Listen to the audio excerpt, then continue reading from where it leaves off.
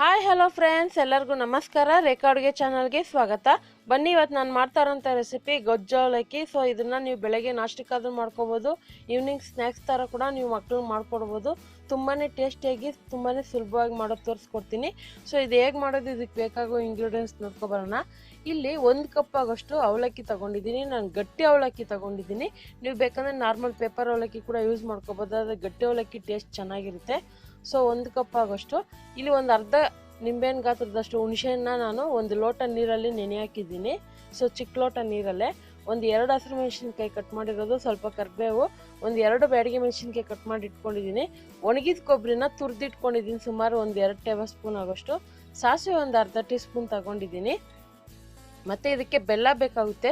So ಬೆಲ್ಲ 1 table spoon ತುರಿದಿಟ್ಕೊಂಡಿದ್ದೀನಿ. 2 table spoon ಕಡಲೆಬೀಜ ತೊಗೊಂಡಿದ್ದೀನಿ ಒಗ್ಗರಣೆಗೆ. ಒಂದು 1/4 ಟೀ ಸ್ಪೂನ್ ಅರಿಶಿನ, ಒಂದು 1/4 ಕಪ್ ಆಗೋಷ್ಟು ಕೊತ್ತಂಬರಿ, ಹಾಗೆ ಇಲ್ಲಿ ಸಾಂಬಾರು ಪುಡಿ ತೊಗೊಂಡಿದ್ದೀನಿ. ನಾರ್ಮಲ್ ಬೇಳೆ ಸಾಂಬಾರು ಪುಡಿ 1 ಟೀ ಸ್ಪೂನ್ ಆಗೋಷ್ಟು ತೊಗೊಂಡಿದ್ದೀನಿ. ಹಾಗೆ ಒಗ್ಗರಣೆಗೆ ಕಡಲೆಬೇಳೆ ಉದ್ದಿನಬೇಳೆ 2 ಅರ್ಧ ಟೀ ಸ್ಪೂನ್ ತೊಗೊಂಡಿದ್ದೀನಿ. ಸೊ ರುಚಿಗೆ ತಕ್ಕಷ್ಟು ಉಪ್ಪು, ಒಂದು 3ರಿಂದ 4 ಟೇಬಲ್ ಸ್ಪೂನ್ ಎಣ್ಣೆ. ಈಗ ಹೇಗೆ ಮಾಡೋದಂತ ನೋಡೋಣ ಬನ್ನಿ. ಈಗ ಮೊದಲಿಗೆ ಒಂದು ಮಿಕ್ಸಿ ಜಾರ್ ತೊಗೊಂಡಿದ್ದೀನಿ. ಮಿಕ್ಸಿ ಜಾರಲ್ಲಿ ತೇವಾಂಶ ಇರಬಾರ್ದು, ಸೊ ಫುಲ್ಲು ಡ್ರೈ ಆಗಿರಬೇಕು. ಇವಾಗ ಅವಲಕ್ಕಿನ ಹಾಕ್ಕೊಂಡು ಜಸ್ಟ್ ಒಂದು 4-5 ಸರಿ ಆಫ್ ಮಾಡಿ ಆನ್ ಮಾಡಿ, ಆಫ್ ಮಾಡಿ ಆನ್ ಮಾಡಿ. ಆವಾಗ ಇದು ನುಚ್ಚು ಥರ ಆಗುತ್ತೆ, ಅಂದರೆ ರವೆ ರವೆ ಥರ ಆಗುತ್ತೆ. ಸೊ ತೀರಾ ನುಣ್ಣಗೆ ಪೌಡ್ರ್ ಥರ ಮಾಡೋಕ್ಕೆ ಹೋಗಬೇಡಿ. ಜಸ್ಟ್ ಒಂದು 3 ಸರಿ 4 ಸರಿ ಆಫ್ ಮಾಡಿ ಆನ್ ಮಾಡಿ, ಆಫ್ ಮಾಡಿ ಆನ್ ಮಾಡಿ, ಆವಾಗ ಪೌಡ್ರ್ ಥರ ಆಗುತ್ತೆ. ಸೊ ಇವಾಗ ರೆಡಿಯಾಗಿದೆ. ಈಗ ಅದನ್ನು ಒಂದು ಬೌಲ್ ತೊಗೊಂಡಿದ್ದೀನಿ. ಅದಕ್ಕೆ ಹುಣಸೆಹಣ್ಣಿನ ರಸ ಹಾಕ್ಕೊತಿದ್ದೀನಿ. ಸೊ ಹಳೆ ಹುಣಸೆಹಣ್ಣಾದರೆ ತುಂಬ ಬ್ಲ್ಯಾಕ್ ಕಲರ್ ಇರುತ್ತೆ ಮತ್ತು ಹುಳಿ ಜಾಸ್ತಿ ಇರುತ್ತೆ. ನೋಡಿ ಹಾಕ್ಕೊಳ್ಳಿ, ಸ್ವಲ್ಪ ಲೈಟಾಗಿ ಇರಲಿ, ಸ್ವಲ್ಪ ನೀರು ಜಾಸ್ತಿನೇ ಹಾಕ್ಕೊಳ್ಳಿ. ಇದಕ್ಕೆ ಸಾಂಬಾರು ಪುಡಿ ಹಾಕ್ಕೊತಾ ಇದ್ದೀನಿ. ನಾರ್ಮಲ್ ತರಕಾರಿ ಬೇಳೆ ಸಾಂಬಾರು ಯೂಸ್ ಮಾಡೋವಂಥ ಸಾಂಬಾರು ಪುಡಿ. ಹಂಗಿಲ್ಲ ಅಂದರೆ ನೀವು ಪುಳಿಯೋಗರೆ ಪೌಡ್ರು ಕೂಡ ಯೂಸ್ ಮಾಡ್ಕೋಬೋದು. ಅದು ಅಂಗಡಿಯಲ್ಲಿ ಸಿಗುತ್ತಲ್ಲ, MTR ಪುಳಿಯೋಗರೆ ಅಂಥ ಪೌಡ್ರು ಕೂಡ ಯೂಸ್ ಮಾಡ್ಕೋಬೋದು.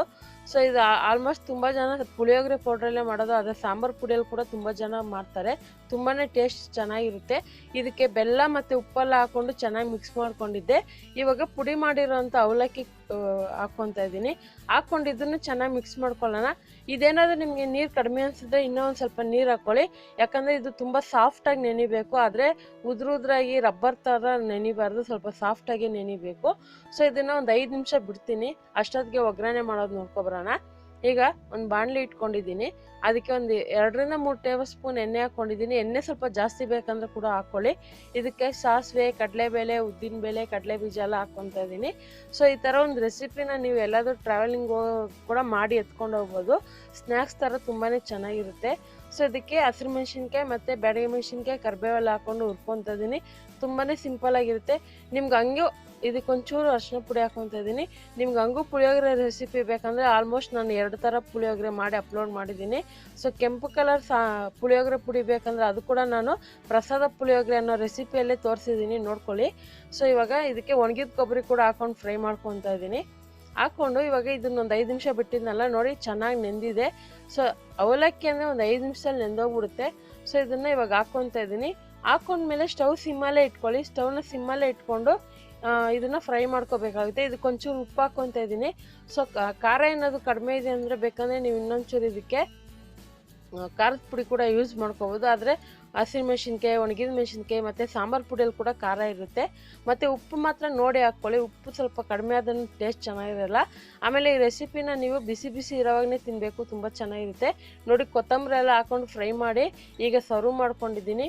ನಾನು ಹೇಳ್ದಂಗೆ ಈ ಗೊಜ್ಜಾವಲಕ್ಕಿನ ನೀವು ಎಲ್ಲಾದರೂ ಹೊರಗಡೆ ಕೂಡ ಹೋದಾಗ ಒಂದು ದಿವಸಕ್ಕೆ ಎತ್ಕೊಂಡು ಹೋಗ್ಬೋದು. ಸೊ ಮಕ್ಕಳಿಗೆ ಸ್ನ್ಯಾಕ್ಸ್ ಥರ ಕೂಡ ಮಾಡ್ಕೊಡ್ಬೋದು. ಬೆಳಗ್ಗೆ ನಾಷ್ಟಕ್ಕಂತೂ ತುಂಬ ಚೆನ್ನಾಗಿರುತ್ತೆ. ಡಯಟ್ ಮಾಡೋರ್ಗಂತೂ ತುಂಬ ಸಿಂಪಲ್ ರೆಸಿಪಿ, ಆರಾಮಾಗಿ ಮಾಡ್ಕೊಂಡು ತಿನ್ಬೋದು. ಖಂಡಿತ ಇವತ್ತು ಮಾಡಿರೋಂಥ ಗೊಜ್ಜಾವಲಕ್ಕಿ ರೆಸಿಪಿ ನಿಮ್ಗೆ ಇಷ್ಟ ಆಗಿದ್ರೆ ನೀವು ಕೂಡ ಟ್ರೈ ಮಾಡಿ ನಿಮ್ಮ ಅನಿಸಿಕೆನ ನಮಗೆ ಕಮೆಂಟ್ ಮೂಲಕ ತಿಳಿಸಿ. ಮತ್ತಷ್ಟು ಈಸಿ ರೆಸಿಪಿಗೋಸ್ಕರ ರೇಖಾ ಅಡುಗೆ ಚಾನಲ್ನ ಸಬ್ಸ್ಕ್ರೈಬ್ ಮಾಡಿ, ಶೇರ್ ಮಾಡಿ, ಲೈಕ್ ಮಾಡಿ. ಈ ವಿಡಿಯೋ ನೋಡಿದ್ದಕ್ಕಾಗಿ ಎಲ್ಲರಿಗೂ ಧನ್ಯವಾದಗಳು.